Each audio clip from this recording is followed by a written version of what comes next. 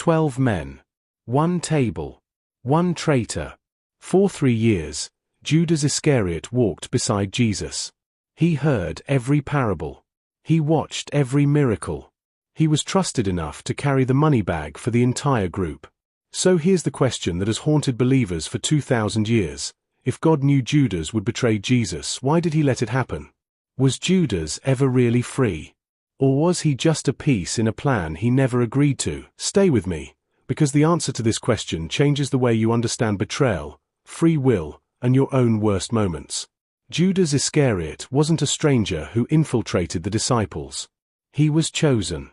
In Luke chapter 6, before Jesus selected the 12 apostles, the text says he spent the entire night in prayer to God. Then, out of all his followers, he named 12 and Judas was one of them. This detail matters. Judas wasn't a mistake. He wasn't overlooked. He was handpicked, alongside Peter, John, and the others, after a night of prayer. John's Gospel tells us Judas served as treasurer for the group. He held the money bag.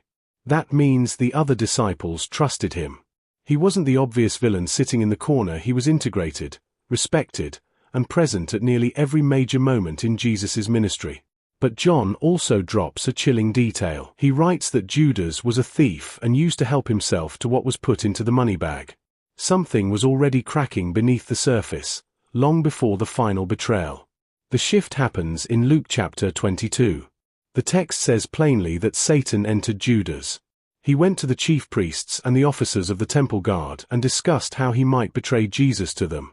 They were pleased and agreed to give him money, 30 pieces of silver, the price of a slave, according to the law in Exodus. Then comes one of the most tragic phrases in all of Scripture. Judas consented and sought opportunity to betray him in the absence of the multitude. He wasn't looking for a way out. He was looking for the right moment.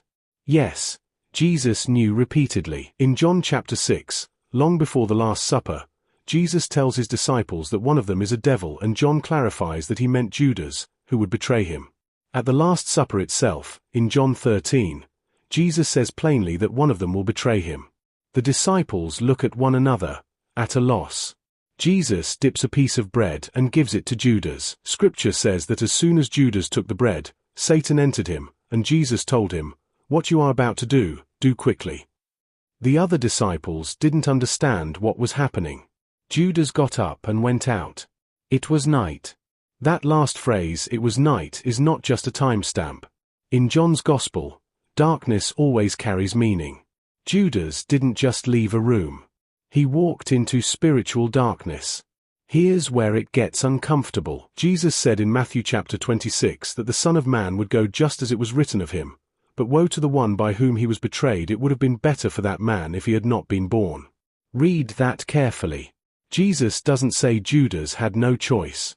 He says woe to Judas, a word reserved for moral responsibility, not innocent victims of fate. This is the tension Scripture never fully resolves for us. God's plan was certain, but Judas's choice was still his own. The betrayal was foretold, even prophesied in Psalm 41, where David writes about a close friend who shared his bread lifting up his heel against him. But prophecy describing what would happen is different from forcing a man's hand. Judas had every opportunity. Peter, John, and the others had. Peter denied Jesus 3 times that same night. Peter wept and returned. Judas, in Matthew 27, was seized with remorse, but instead of returning to Jesus, he returned the silver to the priests and, in despair, took his own life. Same failure. Different response. One walked back into grace. One walked away from it.